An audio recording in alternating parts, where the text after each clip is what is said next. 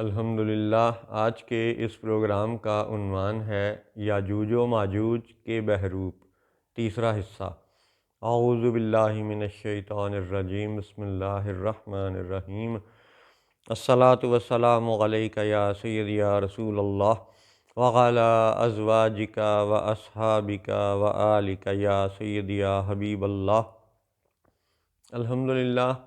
لاہور شہر میں آج بروز ہفتہ 24 جمادی الاولیٰ 1445 ہجری اور 9 دسمبر 2023 عیسوی کا دن ہے۔ 7 اکتوبر 2023 سے حماس اسرائیل کی جنگ کو جو بھی دنیا دیکھ رہی ہے اور اس پہ دنیا جو کچھ بھی کہہ رہی ہے، ٹھیک ہے، وہ ان کا نقطہ نظر، ان کا زاویہ۔ ہم لوگ قرآن پاک کے چند حقائق اپنے بچوں کی خدمت میں پیش کرنا ضروری سمجھتے ہیں۔ تو یاد رہے کہ المسیح الدجال کو سب سے بڑا فتنہ قرار دیا گیا ہے، اور اسی سے متعلقہ کچھ لوگ ہیں جن کو قرآن و حدیث میں یاجوج اور ماجوج کے لفظوں میں بیان کیا گیا ہے۔ اور یہ دلچسپ ہے کہ قرآن پاک میں صرف 2 آیات ہیں کہ جن میں یاجوج اور ماجوج کا ذکر ہے، اور دونوں آیات میں لفظ یاجوج اور لفظ ماجوج کے بیچ میں واو ہے، یعنی کہ یہ ہمیشہ 2 گروہوں کی صورت میں ظاہر ہوتے ہیں، اور حقیقتاً یہ ایک ٹرائی اینگل ہوتی ہے، ایک مثلث ہوتی ہے۔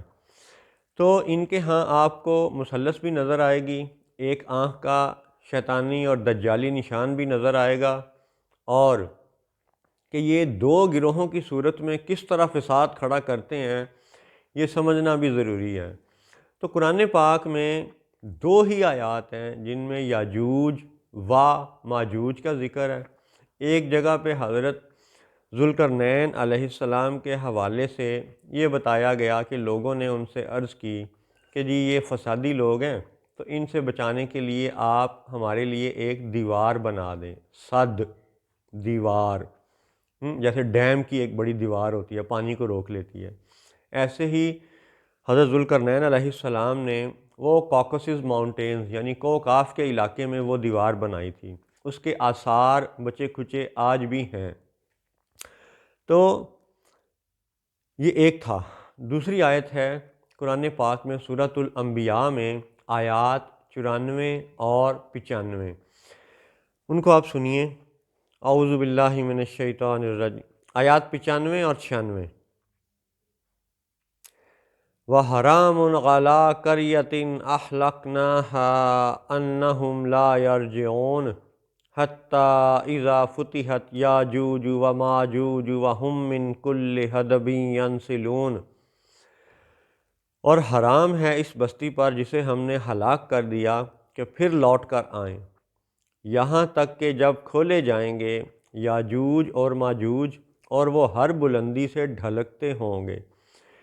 ان آیات کے حوالے سے یاد رہے کہ یہاں پہ لفظ قریہ کا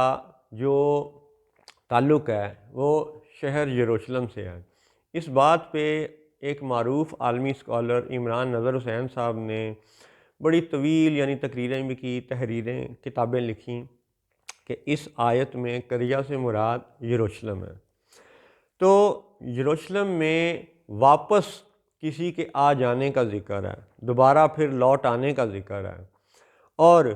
اسی لوٹ آنے کو یاجوج اور ماجوج کی نشانی کے طور پہ قرآن میں بیان کیا گیا ہے، اور یہی سب سے اہم آیت ہے جس سے ہم یاجوج اور ماجوج کو پہچان سکتے ہیں۔ اور یہ جو میڈیا پہ، ٹیلی ویژن پہ مختلف طرح سے بچوں کو گمراہ کیا جاتا ہے کہ دیکھو جی وہ چینی کیڑے مکوڑے کھاتے ہیں، سانپ کھاتے ہیں، فلاں کھاتے ہیں، بندر کھاتے ہیں، تو وہ یاجوج اور ماجوج ہیں۔ ٹھیک ہے، ان کا بندر کھانا، کتے کھانا وہ ایک برائی ہے، ایک خرابی ہے، لیکن وہ یاجوج اور ماجوج ہونے کی پہچان نہیں ہے۔ ٹھیک ہے، اسی طرح کہا جاتا ہے کہ جی وہ زیر زمین مخلوق تھی، یا وہ جن تھے، یا وہ بونے ہیں، تو یہ سب باتیں اصل میں گمراہ کرنے والی ہیں، دھوکہ دینے والی ہیں، دجل دینے والی ہیں۔ حضرت ذوالقرنین علیہ السلام کی دیوار کے حوالے سے یہ عرض کیا جا چکا کہ دیوار انسانوں کے لیے بنائی جاتی ہے۔ اگر وہ کوئی زیر زمین مخلوق تھی، زیر زمین بونے تھے، تو ان کے لیے دیوار بنانا بے معنی ہے، وہ تو دیوار کے نیچے سے بھی جا سکتے ہیں۔ اور اگر وہ جن تھے تو وہ دیوار سے بھی آر پار ہو سکتے ہیں یا دیوار کے اوپر سے بھی پرواز کر کے جا سکتے ہیں۔ لہٰذا دیوار کا بنایا جانا اس بات کا ثبوت ہے کہ جب ذوالقرنین علیہ السلام نے لوگوں کی درخواست پر دیوار بنائی تھی، سد یعنی ڈیم جیسی دیوار بنا دی تھی، تو وہ انسان ہی تھے جن کو روکنے کے لیے یہ کام کیا گیا تھا۔ پھر ایک یہ دھوکہ دیا جاتا ہے کہ جی وہ چینی چونکہ کیڑے مکوڑے بھی کھاتے ہیں، اور پھر وہ ان کے لیے وہاں پہ آپ کو کئی ہزار کلومیٹر دیوار چین بھی نظر آتی ہے۔ تو ان دو باتوں کو حوالہ پیش کیا جاتا ہے یاجوج اور ماجوج کا رخ چائنا کی طرف موڑنے کے لیے، تاکہ یہ برطانیہ اور امریکہ جیسے فراڈیے یہ چین کے اوپر حملہ کرتے وقت دنیا کو یہ کہہ سکیں کہ جی یہ یاجوج اور ماجوج ہیں، حالانکہ وہ یاجوج اور ماجوج نہیں ہیں۔ ٹھیک ہے، قرآن میں جو اللہ تعالیٰ نے پہچان بیان فرمائی ہے وہ یہ ہے کہ رسول اللہ صلی اللہ علیہ وسلم نے ہمیں بتا دیا غیب کی یہ خبر، رب کے حکم سے، رب کی رضا سے یہ ہمیں عطا فرما دی گئی غیب کی خبر، مستقبل کی پروفیسی بھی بتا دی گئی کہ حتیٰ اذا فتحت یاجوج و ماجوج وہم من کل حدب ینسلون، کہ جب وہ قریہ دوبارہ آباد کیا جائے گا اور پھر وہ یاجوج اور ماجوج ہی ہوں گے جو کھلے پڑے ہوں گے اس وقت، اور وہ ہر بلندی پہ ڈھلکتے نظر آئیں گے۔ یہ ہے یاجوج اور ماجوج کی اصل پہچان جو قرآن میں موجود ہے۔ یہ نہ تو دیوار چین کی طرف اشارہ کرتی ہے، نہ یہ کیڑے مکوڑوں کی طرف اشارہ کرتی ہے، بلکہ یہاں پہ قریہ یعنی یروشلم کا ذکر ہے، اور اس لفظ قریہ کے لیے لوگوں نے 300 صفحوں کی کتابیں لکھ رکھی ہیں۔ اب ہم ان 300 صفحے کی کتاب کو ظاہر ہے 10 منٹ میں تو نہیں پڑھ سکتے، لیکن اپنے بچوں کو یہ سمجھا سکتے ہیں کہ یاجوج اور ماجوج کی پہچان ہی یہ ہے کہ وہ یروشلم کے حوالے سے ظاہر ہوں گے۔ اب آپ دیکھیں کہ پرسکون بستی تھی یہ فلسطین، سکون سے لوگ رہ رہے تھے، ٹھیک ہے، 1948 سے پہلے، 1917 سے پہلے عیسائی بھی رہ رہے تھے، یہودی بھی رہ رہے تھے، مسلمان بھی رہ رہے تھے۔ ہاں، انتظام سلطنت عثمانیہ کا تھا لیکن عیسائی اپنے چرچ میں جاتے تھے، کوئی رکاوٹ نہیں ہے، یہودی اپنی عبادت کرتے تھے، کوئی رکاوٹ نہیں ہے، ٹھیک ہے، صرف انتظام مسلمانوں کے پاس تھا۔ اچھا جی، اب ہوا کیا کہ برطانیہ جیسا دہشت گرد جس نے بندوق کے زور پہ ساری دنیا کو غلام بنایا اور موسیٰ علیہ السلام کی تعلیمات کی کھلی نفی کی، اور پھر بھی ان کا اصرار رہا کہ وہ بنی اسرائیل میں سے ہیں، اور دھوکہ کبھی وہ مسلمانوں کو دیتے ہیں، کبھی عیسائیوں کو دیتے ہیں، کبھی یہودیوں کو بھی دیتے ہیں۔ وہ یہودیوں کو یہ ایک خطہ دے کر کے ان پہ ظاہری احسان تو ضرور کرتے ہیں، لیکن ہے یہ کیا ہے؟ یہ ٹوٹل ایک اولاد آدم کو قتل کرنے کا منصوبہ، کہ جس قریے اور جس بستی سے ساری دنیا کے لوگ جڑے ہوئے ہیں، کتنے ہی عیسائی ممالک ہیں، کتنے ہی مسلمان ممالک ہیں، ان سب کا تعلق اس یعنی مرکزی عبادت گاہ سے ہے، یروشلم شہر سے ہے۔ تو اس مرکزی عبادت گاہ کی اہمیت کو قرآن سے، حدیث پاک سے سمجھنا ضروری ہے، نہ کہ موبائل کی وہ مختلف جو ہے نا تماشوں سے۔ موبائل میں کون کیا اپلوڈ کر رہا ہے، کہاں سے کر رہا ہے، لوگوں کو کیا پتہ، یا ہمارے بچوں کو کیا پتہ؟ اسی لیے قرآن ہی وہ اصل حوالہ ہے جس پہ غور کریں گے تو یاجوج اور ماجوج کی پہچان سمجھ آئے گی۔ تو اب پچھلے 2 پروگراموں کو ذہن میں رکھتے ہوئے اور سورۃ الانبیاء کی آیات 95 اور 96 کو ذہن میں رکھتے ہوئے آپ یہ دیکھیں کہ برطانوی حکمرانوں نے مسلمانوں سے یہ علاقہ چھینا، عیسائیوں کو بھی نہیں دیا اور دے دیا یہودیوں کو۔ یہ ان کے جھوٹا ہونے کی، دجالی ہونے کی اور یاجوج اور ماجوج ہونے کی نشانی اور پہچان ہے، کیونکہ یہی فرمایا گیا تھا کہ یہ قریہ دوبارہ آباد ہوگا یاجوج اور ماجوج کے ذریعے۔ تو اس کا مطلب ہے کہ یہ برطانوی حکمران یہی یاجوج اور ماجوج کا ٹولہ ہے۔ ہاں، اس کو مزید ایکسپلین یوں کر لیں کہ فرانس کے حاکم، جرمنی کے حاکم، امریکہ کے حاکم، یہ سب ایک ہی جتھا ہے، ظاہری طور پہ مختلف نظر آ رہے ہیں، اندر سے یہ سارے ایک ہیں۔ اب یہ ساری دنیا جان چکی ہے، ساری دنیا کے لوگ، سارے مذاہب کے لوگ یہ دیکھ رہے ہیں کہ یہ یورپی یونین، یہ نیٹو، یہ سب تماشا ہی ہے، یہ سب اس یاجوج اور ماجوج کے جتھے ہی ہیں جو کہ اسرائیل کے پورے حمایتی بنے ہوئے ہیں۔ لیکن جو بات مسلمانوں کو ابھی تک سمجھ نہیں آ رہی اور وہ سمجھنا ضروری ہے وہ یہ ہے کہ اس قریے کو دوبارہ فتنہ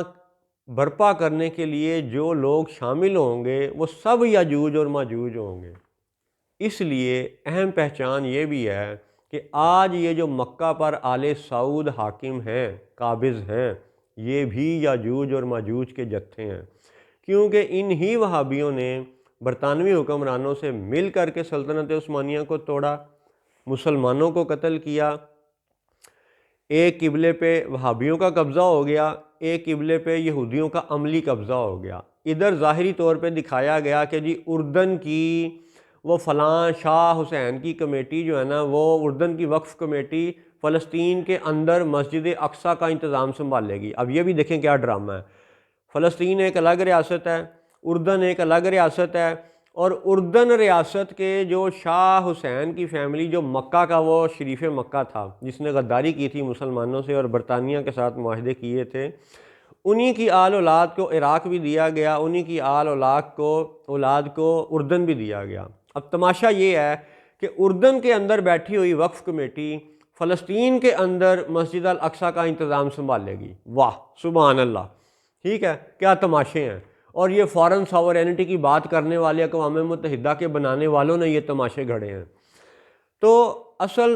سمجھنے کی بات یہ ہے کہ اگر برطانوی اور امریکی حکمران، اسرائیلی حکمران یہ یاجوج اور ماجوج ہیں تو مکہ پہ قابض یہ آل سعود یہ بھی یاجوج اور ماجوج ہیں۔ تماشا دیکھیں کیا ہو رہا ہے کہ ادھر اسرائیلی حاکم بے گناہ عورتوں کو، بچوں کو قتل کر رہے ہیں، ٹھیک ہے، اور کہتے ہیں جی کہ یہ بنی اسرائیل والے ہیں، جبکہ ساری دنیا کے یہودی اس وقت آپ دیکھیں، یعنی یورپ میں، باقی ممالک میں، امریکہ میں مختلف یہودیوں نے جلسے جلوس کر کے باقاعدہ پوسٹر لگا کے وہ بینرز پکڑ کے لوگوں کو دکھایا، بتایا، نعرے لگائے،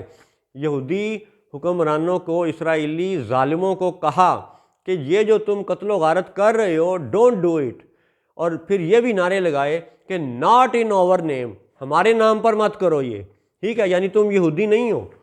تو یہ ہے وہ پہچان جس سے آج سوشل میڈیا کی وجہ سے دنیا دیکھ رہی ہے کہ یہودی خود اسرائیلی حاکموں کو کہہ رہے ہیں کہ ناٹ ان آور نیم۔ ایسے ہی یہ حقیر قرآن پاک کی مضبوط ترین دلیل کے ساتھ، ٹھیک ہے، سورۃ الانبیاء کی آیات 95 اور 96 کے ساتھ یہ عرض کرتا ہے کہ ادھر فلسطین میں بچے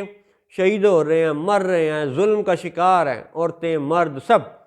ہیں، ایسی ایسی تصویریں ہیں، ایسی ایسی ویڈیوز ہیں، یقین کرے کہ دیکھ کے بس حالت بری ہو جاتی ہے، دیکھا نہیں جاتا۔ ادھر وہ ظلم ہے اور ادھر آل سعود کیا کر رہے ہیں، تماشے، گانے، ناچ، ویڈیو پروگرام، وہ فلانا جشن، وہ فلانے میچ ہیں۔ اب تو اس دفعہ تو ریاض شہر کی مختلف بلڈنگوں کی چھتوں پر بھی باقاعدہ ناچ تماشے گانے کیے گئے ہیں، عورتوں مردوں نے اکٹھے جشن منایا ناچتے ہوئے۔ یہ تصویریں اب دنیا دیکھ رہی ہے۔ تو ادھر یہ جو آل سعود جو کچھ کر رہے ہیں، جہاد سے منہ چھپا رہے ہیں اور شیطانی احکامات کو اپنے ملک میں نافذ کر رہے ہیں، سودی نظام معیشت کو اپنے ملک میں اور پوری دنیا میں نافذ کرنے میں یہ آل سعود پیٹرو ڈالر کے اس گھناؤنے جرم میں اور کرنسی ڈی ویلیویشن کے جرم میں یہ آل سعود بھی اتنے ہی مجرم ہیں جتنے امریکی اور برطانوی اور پاکستانی اور مصری یہ سب حکمران ہیں۔ کرنسی کی ڈی ویلیویشن کے اوپر اس حقیر نے پہلے بھی کئی پروگرام کیے کہ کرنسی کی ڈی ویلیویشن جرم ہے، سود جرم ہے، تورات میں بھی سود کی ممانعت ہے، قرآن میں بھی سود کی ممانعت ہے۔ تو ادھر یہودی بھی تورات کے منکر ہیں، ادھر مکہ والے بھی قرآن کے منکر ہیں، اور